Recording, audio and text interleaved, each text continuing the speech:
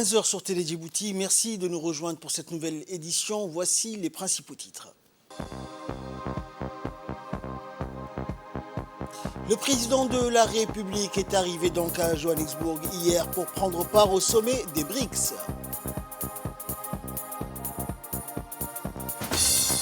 Et dans l'actualité internationale, succès indien, le vaisseau lunaire Chandrayaan 3 atterrit sur le pôle sud de la Lune.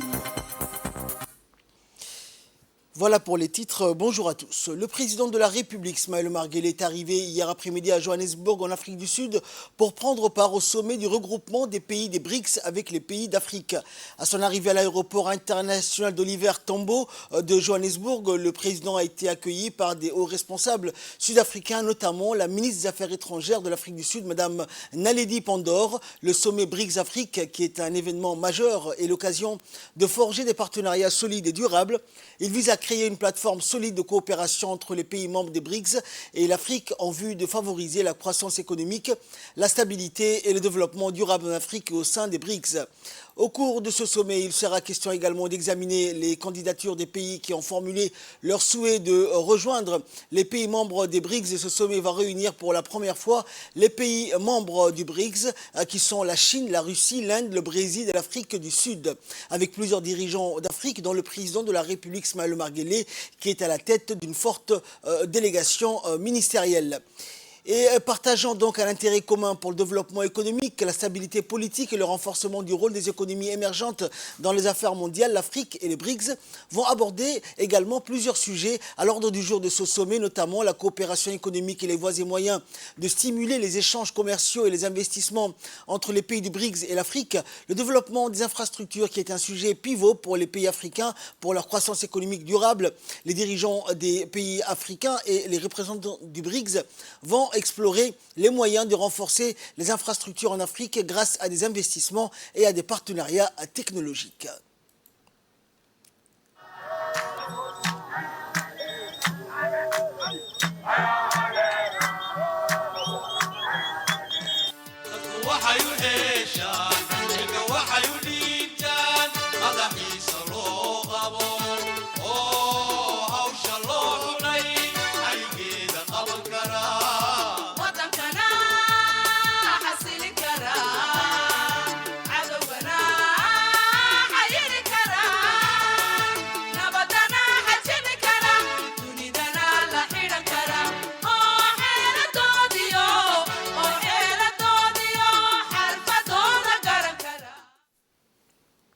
Dans l'actualité également, le Premier ministre Abdelkader Kamel Mohamed a présidé aujourd'hui en fin de matinée une réunion avec les membres du Comité national de lutte contre le terrorisme.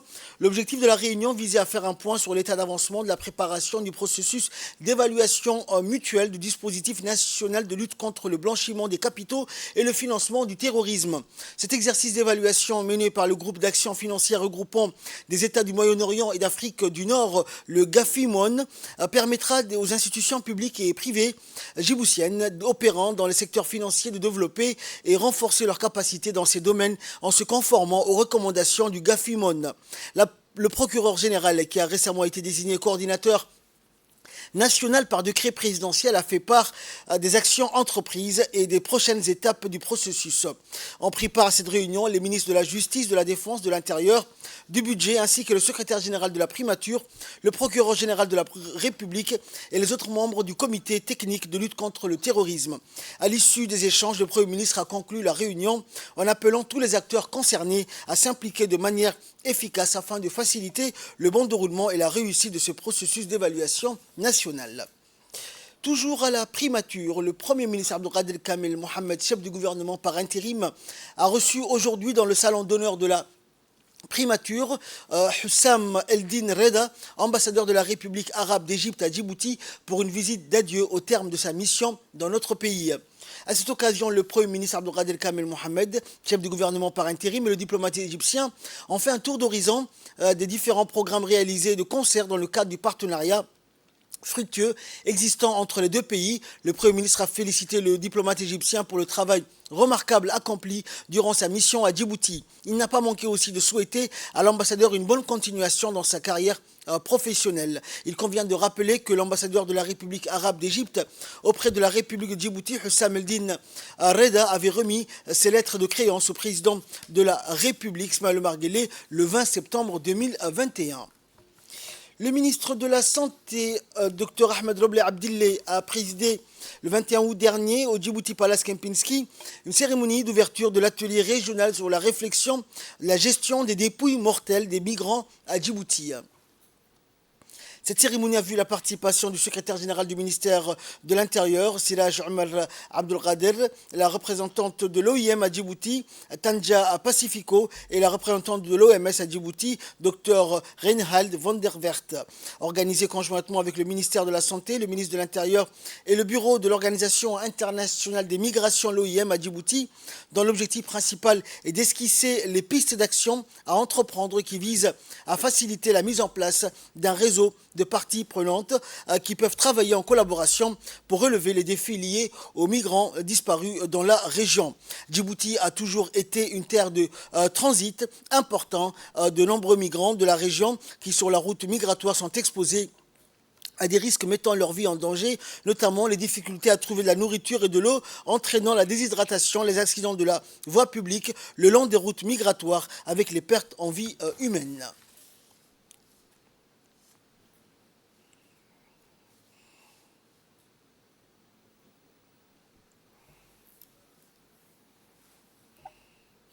Et le secrétaire général du ministère de l'Intérieur a souligné la bonne collaboration entre le département de l'Intérieur et l'OIM avec la création du bureau de coordination nationale pour les migrants et la mise en œuvre du plan d'action quinquennal pour la mise en œuvre de la stratégie nationale pour les migrations en République de Djibouti. Nous l'écoutons. Comme certains savent, à Obok, il y a un comité multisectoriel qui regroupe tous les acteurs concernés, la préfecture, la gendarmerie, les WARF, les ministères des WARF, la garde des côtes, évidemment, la police nationale, etc. Tous ceux qui sont concernés par la gestion des dépouilles mortelles. Ils sont formés, ils sont très bien formés. Certains ont même acquis une expertise en la matière, mais il leur manque quelque chose. Il leur manque, si vous voulez, l'institutionnalisation de ce comité. Pas qu'à Obok. Obok, ils ont une longue expérience de 4 ans, mais il faut faire la même chose à Ali Sabié, il faut faire la même chose à Tadjoura, parce que, comme on le sait, on se focalise sur Obok, parce que Obok, c'est le terminus, c'est là où se passe. C'est là où c'est plus médiatisé et médiatique parce qu'il y a les naufrages, la mer, etc. Mais comme ça a été dit, sur le corridor à Ali Sabié, à Tadjoura, sur la route de l'unité, il y a des fois des morts. Donc il faudrait peut-être aussi penser à mettre en place ce genre de comité sur le même principe, sur la même méthodologie dans les autres régions et les doter d'outils maintenant. Il faudrait qu'ils soient outillés. Ils sont formés, très bien formés, comme je l'ai dit, mais il leur manque des outils. C'est aussi les concours qu'on demande à l'OIM, avec tous ceux qui travaillent dans ces domaines, ce qui sera fait par l'État, l'ESERA. Et je me réjouis d'ailleurs, je ne l'ai pas dit au début, je devrais le dire, de la présence du ministre de la Santé qui est avec nous. On le remercie véritablement pour sa présence. Ça rehausse le niveau de notre atelier et ça montre aussi l'importance que le ministère de la Santé accorde à cette thématique. Et le ministre de la Santé, Dr Ahmed Robleh Abdilleh, s'est félicité de la collaboration entre son département et l'OIM. Et cet atelier s'inscrit aussi dans la perspective de cette coordination nécessaire pour apporter les réponses rapides à l'identification des migrants décédés. On écoute le ministre. Souhaiter la bienvenue à tous les autres cadres qui sont ici, qui participent donc à la discussion et à l'analyse de la situation actuelle des gestions de dépouilles mortelles des migrants dans notre pays, afin d'identifier les défis et les contraintes pour déterminer les interventions prioritaires à mener en termes d'identification des migrants décédés, mais aussi des suivis pour leurs familles. Je saisis cette occasion pour féliciter sincèrement tous les humanitaires, toutes les forces de défense et de sécurité, les gardes-côtes, qui œuvrent inlassablement au secours de ces migrants. Également remercier la représentante de l'OIM pour avoir pris l'initiative d'organiser conjointement ce présent atelier régional en y associant le ministère de la Santé et le ministère de l'Intérieur. Comme vous le savez, mon pays, la République de Djibouti, a toujours été un pays d'accueil. des réfugiés, mais également un pays de transit pour les migrants de cette région. L'emplacement stratégique de Djibouti en fait l'hôte de certains des flux migratoires le plus important du continent africain. Des milliers de migrants traversent Djibouti chaque année, cherchant à se rendre dans les pays du Golfe, mais également indirectement en Europe, à la recherche d'opportunités économiques et on repense aux chocs climatiques tels que la sécheresse, l'insécurité alimentaire, les conflits et la violence. En effet, pour l'année 2022, plus de 167 000 mouvements ont été donc suivis à Djibouti, des flux migratoires que nous assumons, qui souvent engendrent des répercussions importantes sur les services publics, et notamment ceux de la santé. Et en 2022, nous avons noté 75,28% des évacuations sanitaires des régions de l'intérieur vers la capitale ont été au profit de migrants. C'est pour mieux répondre à ces défis migratoires que le gouvernement djiboutien continue de mener des efforts considérables pour améliorer l'offre sanitaire dans notre pays. En nouvelle nationale toujours, le centre de formation des enseignants de l'enseignement fondamental, Omar Guelleh Ahmed, abrite une formation d'un pool de formateurs sur les supports didactiques et pédagogiques de français de 4e et de 5e année. La formation qui se déroule du 23 au 24 août a été lancée par le directeur général par intérim de ce centre, Awali Abdelkader, et l'expert national du FHI 360, Nasser Ahmed Aden. Une trentaine de conseillers pédagogiques, de concepteurs de manuels du CRIPEN et de formateurs du centre de formation participent à cette formation assurée par l'expert national, et la formation vise à conforter les acquis de l'année dernière et améliorer l'utilisation des manuels, livrets et guides de l'enseignant expérimentaux conçus par le CRIPEN en collaboration avec l'inspection générale de l'enseignement général dans la discipline du français pour les classes de 4e et de 5e année. A noter que le programme de la dite formation a été co-construit par les experts de la FHI avec les concepteurs de manuels du CRIPEN et les formateurs du centre. Pour rappel, cette formation s'inscrit dans le cadre des préparatifs des stages préliminaires de formation sur les révisions curriculaires et le développement professionnel des enseignants de tous les niveaux et ordres d'enseignement du MENFOP qui débuteront donc le 27 août prochain et se poursuivront jusqu'au 31 août. Ces formations se dérouleront simultanément dans les établissements scolaires et au centre de formation. Il faut souligner enfin que ce stage revêt une importance capitale pour renforcer les capacités des enseignants à l'aube de la rentrée scolaire 2023-2024.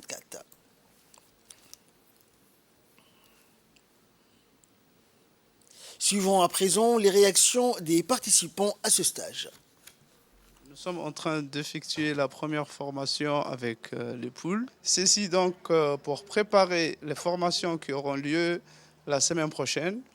Chaque année donc, nous effectuons une formation auprès des membres du pool pour qu'ensuite ils répliquent cette formation eux aussi avec les enseignants. Donc cette année, la nouveauté, c'est les outils révisés de la 5e année et de la 9e année. Notre formation est axée sur le français à l'école de base. Donc sont concernés cette année, dans cette formation, les enseignants du niveau de 5e année et les enseignants du niveau de 4e année. Donc chaque année, en fin du mois d'août, juste avant la rentrée, a lieu ces stages de formation et les membres du pool préparent cette formation-là. Nous préparons ces formations-là en vue de faire progresser la qualité de notre système éducatif, notamment la lecture.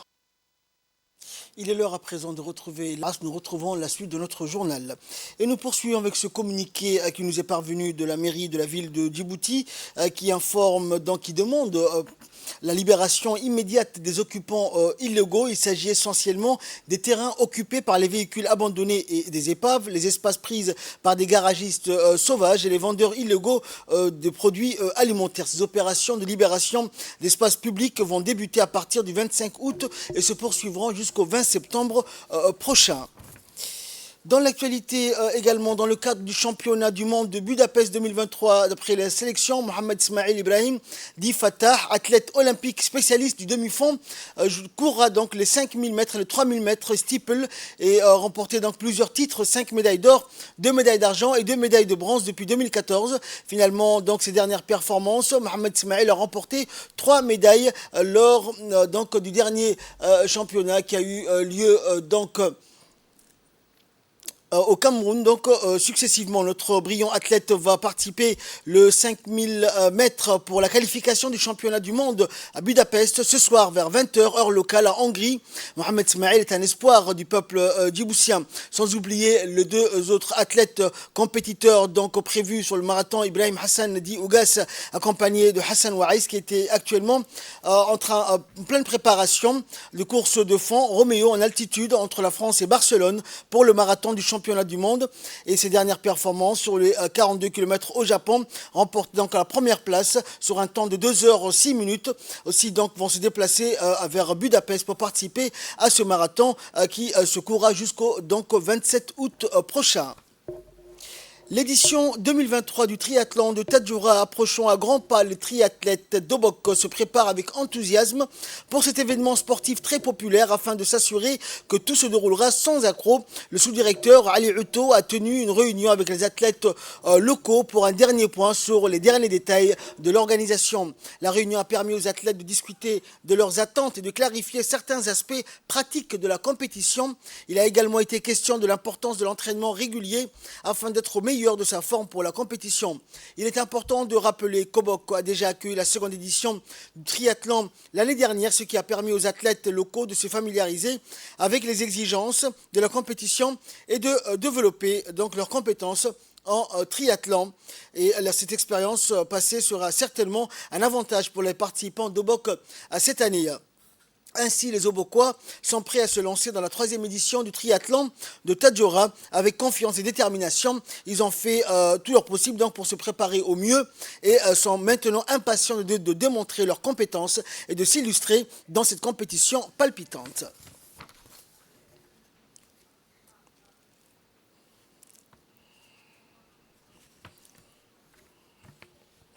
Actualité internationale à présent, lutte contre les incendies en Grèce, en Turquie, en Italie et en Espagne.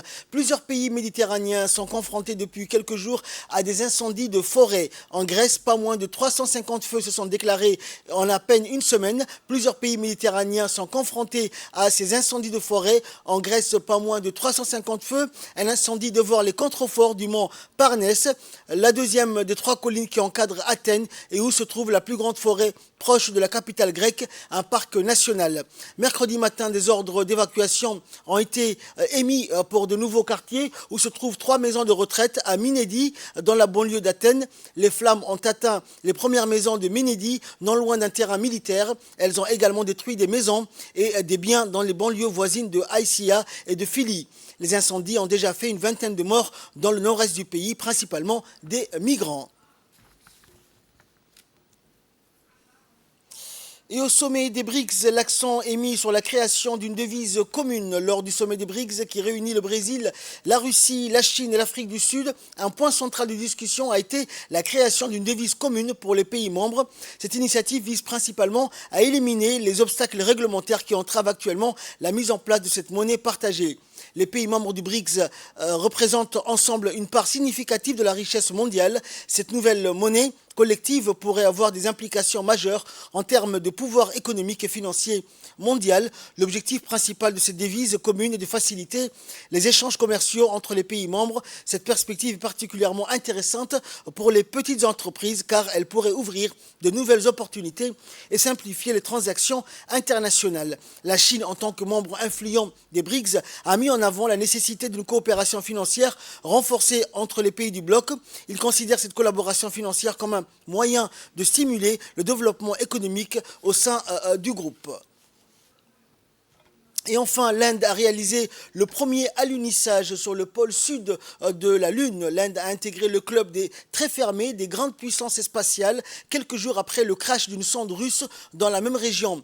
4 années après une tentative ratée, le pays le plus peuplé du monde rejoint les États-Unis et la Russie parmi les nations qui ont réussi un alunissage maîtrisé en menant pourtant nombre de ces missions à des coûts bien moindres. Chandrayaan 3, qui signifie vaisseau lunaire en sanskrit, s'est posé près du pôle sud lunaire peu exploré. Cette nouvelle tentative du programme indien en plein essor est intervenue 4 ans après un échec cuisant, l'équipe au sol ayant perdu le contact avec l'engin peu avant l'arrivée sur la Lune. La fusée indienne est en effet beaucoup moins puissante que la Saturn K5, la fusée du programme lunaire américain. Elle a dû effectuer 5 ou 6 orbites elliptiques autour de la Terre pour gagner en vitesse avant d'être envoyée sur une trajectoire lunaire d'une durée d'1 mois.